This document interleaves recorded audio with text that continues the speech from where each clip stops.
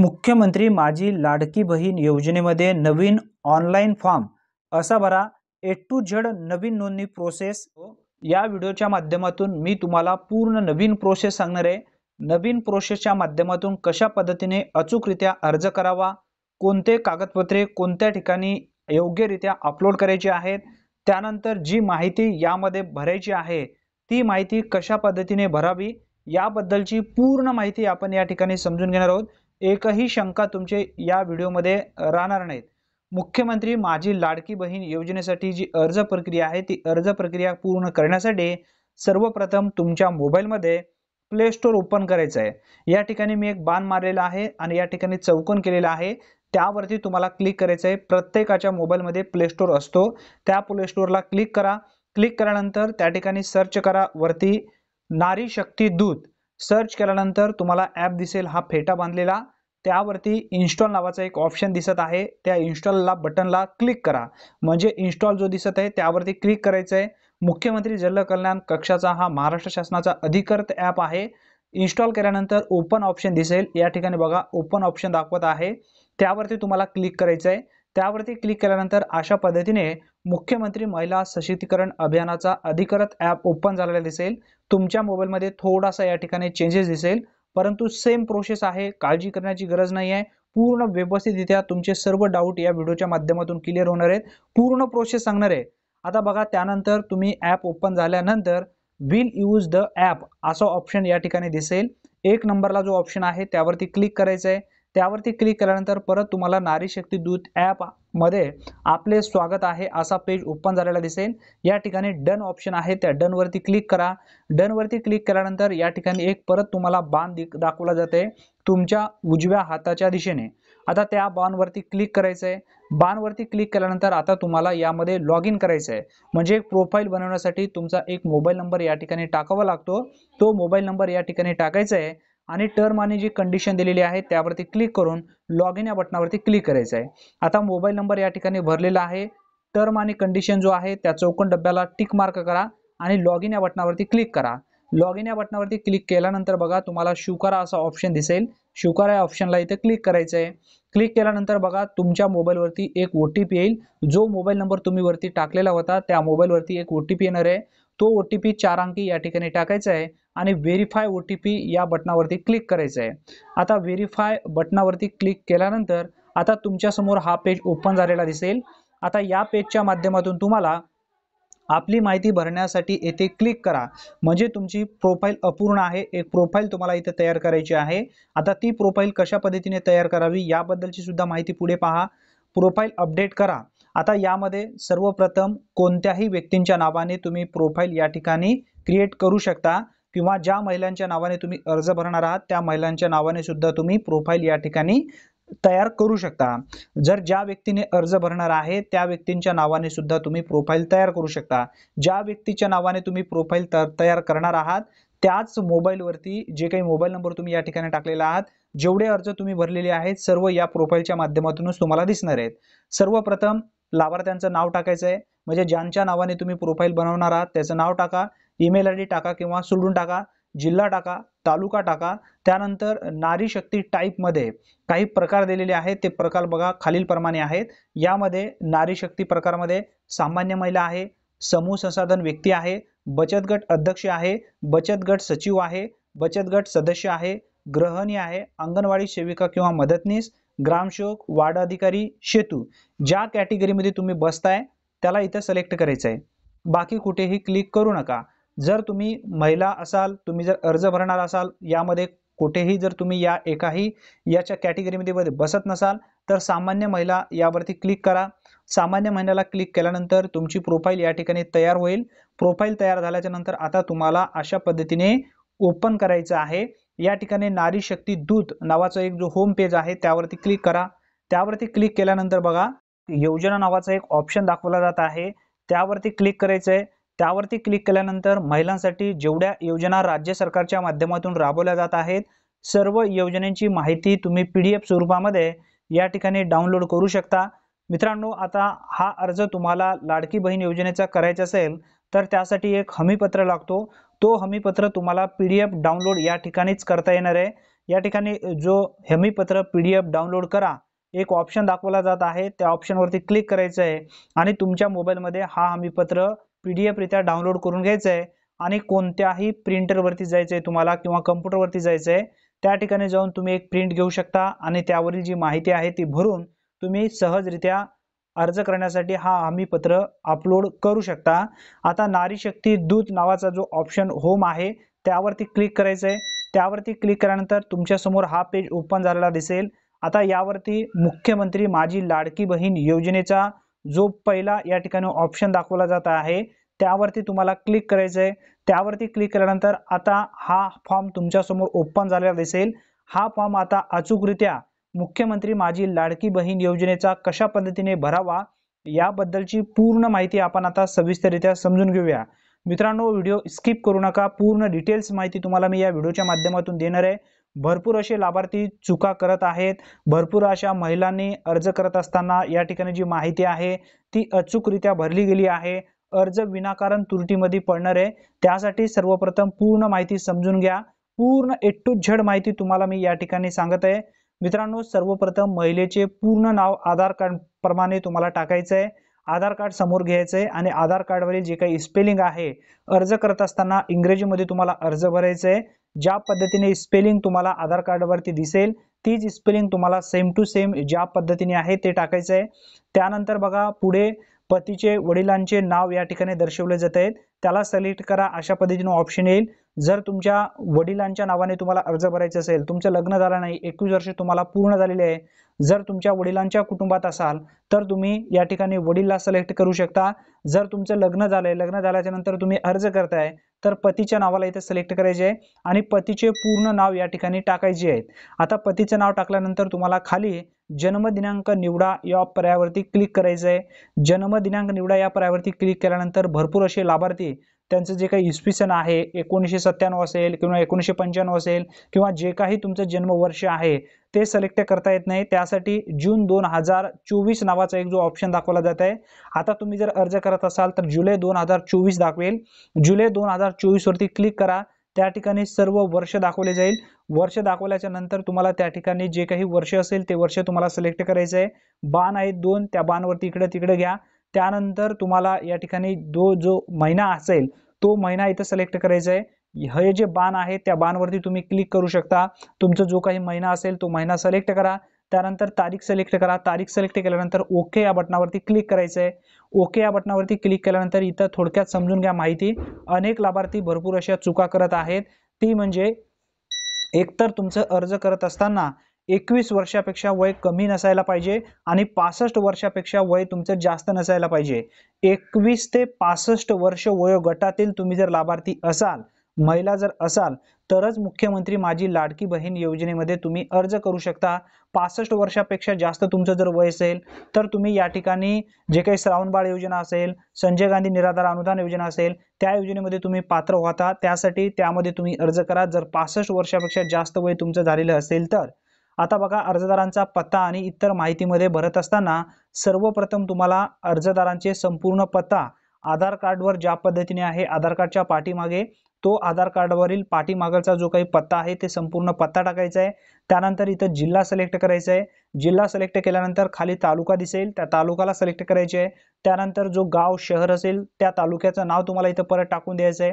त्यानंतर तुमची जी ग्रामपंचायत असेल ती ग्रामपंचायत इथे सिलेक्ट करायची आहे। त्यानंतर पिनकोड जो असेल तुमचा आधार कार्डवरती पिनकोड नंबर असेल तो पिनकोड क्रमांक तुम्हाला त्या ठिकाणी टाकायचा आहे आणि मोबाईल नंबर तुम्हाला इथं सिलेक्ट करायचा आहे। आता मोबाईल क्रमांक आणि आधार क्रमांक हे मात्र अचूकरित्या टाका। भरपूर असे लाभार्थी प्रोफाईल बनवलेलाच आधार कार्ड मधून टाकत आहेत किंवा जो काही मोबाईल नंबर आहे ते टाकत आहेत।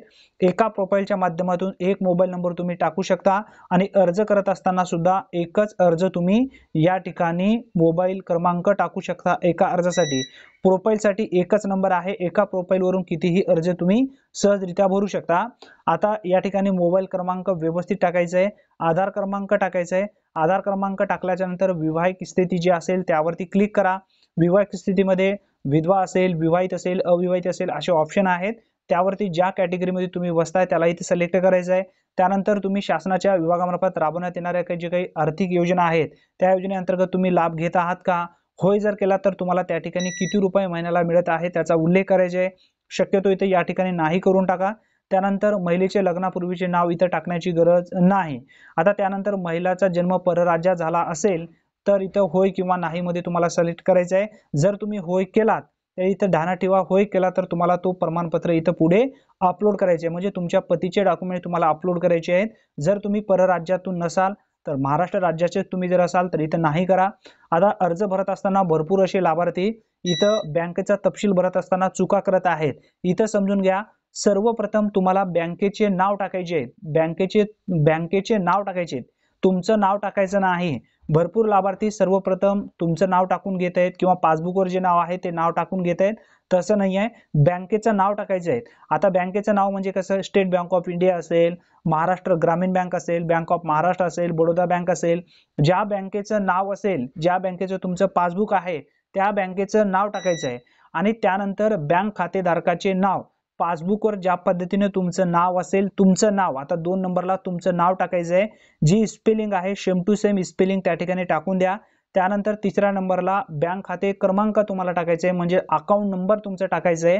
अकाउंट नंबर जो असेल तो अकाउंट नंबर व्यवस्थित इथे टाका, त्या पासबुकवरती बघा, कारण चुकू देऊ नका। कारण जर अचूक तुम्ही जर इथं बँक खाते क्रमांक जर टाकला तरच तुमचे पैसे येणार आहेत। जर चुकीचा तुम्ही टाकला तर विनाकारण तुमचे पैसे त्या ठिकाणी अडकून जातील। आणि IFSC कोड जो असेल तो प्रत्येकाच्या पासबुक वरती आहे, तो पासबुक वरती जो असेल तो तुम्हाला इथं IFSC कोड व्यवस्थित इथं टाकून द्यायचा आहे। आणि आपला आधार क्रमांक बँक खात्याला जोडलेले आहे का, इथं 2 ऑप्शन दाखवेल, या बाणवरती क्लिक केल्यानंतर होय किंवा नाही। आधार लिंक जर असेल तर होयला क्लिक करा, नसेल तर नाहीला क्लिक करा। शक्यतो लवकरात लवकर आधार लिंक करून घ्या, होय जरी तुम्ही केला तर। आता मित्रांनो, आता तुम्हाला डॉक्युमेंट अपलोड करायचे आहेत। आता यामध्ये डॉक्युमेंट अपलोड करत असताना अनेक लाभार्थी इथं विचारपूस करत आहेत, आधार कार्डचा पहिला पेज अपलोड करायचा का? मित्रांनो, आधार कार्डचा पहिला फ्रंट पेज आणि पाठीमागचा पेज, दोन्ही पेज तुम्हाला या ठिकाणी अपलोड करायचे आहेत।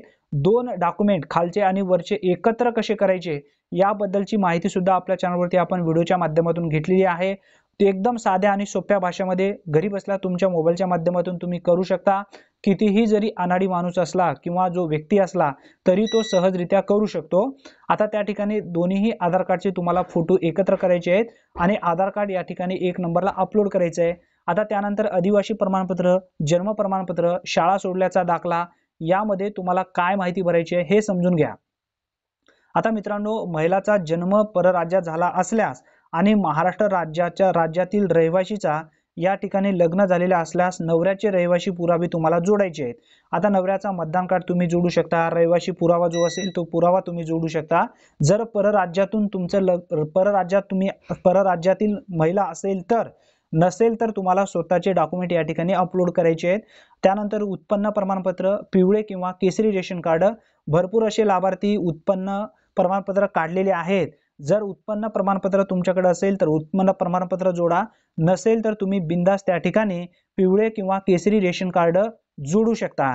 आता अनेक लाभार्थी परत या ठिकाणी कमेंट करत आहेत, जो पिवळे किंवा केसरी रेशन कार्ड आहे त्याचा पहिला पेजचा अपलोड करायचा आहे का, दुसऱ्या पाठीमागच्या पेजचा अपलोड करायचा आहे, पहिला पेज आणि शेवटचा पेज दोन्ही पेज तुम्हाला एकत्र करायचे आहेत आणि ते तुम्हाला अपलोड करायचे आहेत। या ठिकाणी बघा माहिती सुद्धा देण्यात आलेली आहे, रेशन कार्डचा पहिला व शेवटचा फोटो अपलोड करावा। महिलेचा जन्म परराज्यात झाला असल्यास नवऱ्याचे पुरावे तुम्हाला या ठिकाणी जोडायचे आहेत, हे सुद्धा या ठिकाणी सांगण्यात आलेले आहे।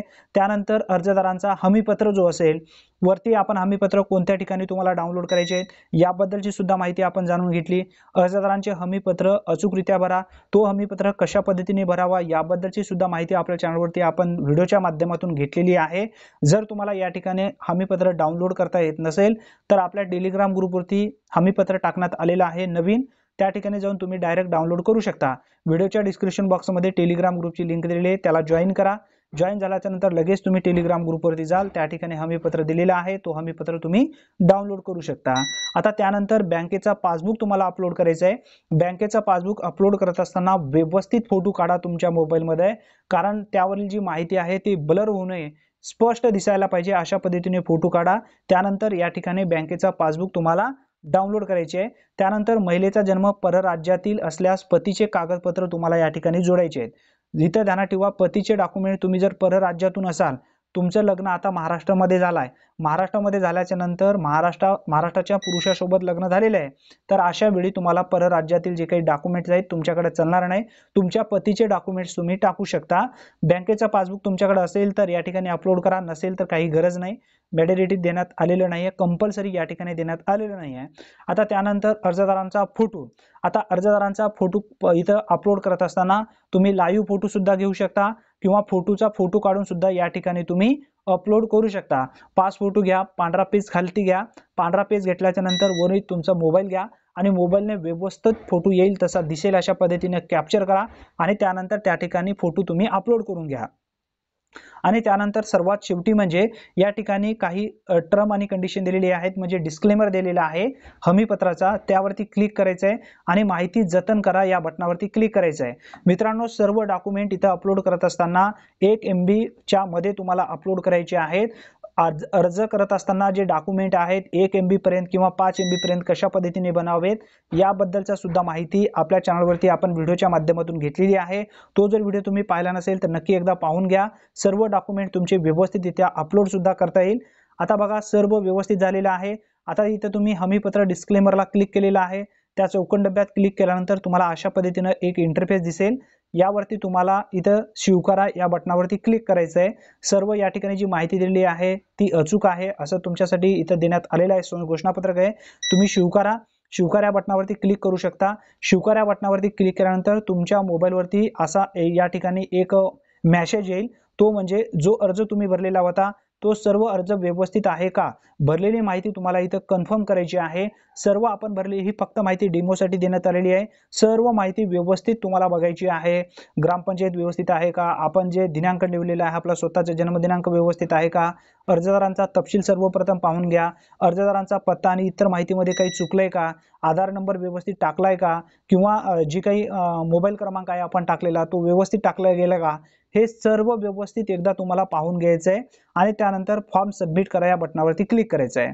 फॉर्म सबमिट करा या बटनावरती क्लिक केल्यानंतर तुम्ही जो अर्ज करत असताना मध्ये जो नंबर टाकलेला होता या ठिकाणी जो मोबाईल नंबर तुम्हाला दर्शवला जात आहे त्या मोबाईलवरती एक 4 अंकी OTP येईल. तो OTP तुम्हाला टाकायचा आहे. OTP टाकल्यानंतर या ठिकाणी अशा पद्धतीने तुम्हाला इंटरफेस दिसणार आहे. मित्रांनो, आता यावरती जेव्हा तुम्ही क्लिक करणार, जर अर्जामध्ये जर काही चूक झाली असेल तर तुम्ही या ठिकाणी एडिट सुद्धा करू शकता. केलेले अर्ज, आता इथं परत ध्यानात ठेवा, केलेले अर्ज यावरती क्लिक करा. केलेले अर्ज यावरती क्लिक केल्यानंतर अशा पद्धतीने इंटरफेस दिसेल. त्यावरती क्लिक करून परत एकदा तुम्ही पूर्ण स्टेटस व्यवस्थितरित्या पाहू शकता. अशा पद्धतीने घरी बसल्या व्यवस्थितरित्या तुम्ही अर्ज करू शकता. मित्रांनो, अतिशय साध्या आणि सोप्या भाषेमध्ये मी तुम्हाला या व्हिडिओच्या माध्यमातून माहिती दिलेली आहे.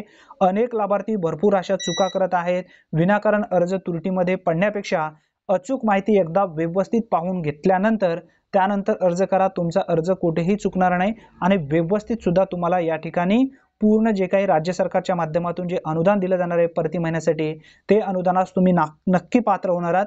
हे डॉक्युमेंट सर्व अपलोड करत असताना व्यवस्थित करा, माहिती अचूकरित्या भरा. धन्यवाद. पुन्हा भेटूया नवीन व्हिडिओमध्ये नवीन माहितीसह. तोपर्यंत जय हिंद, जय महाराष्ट्र.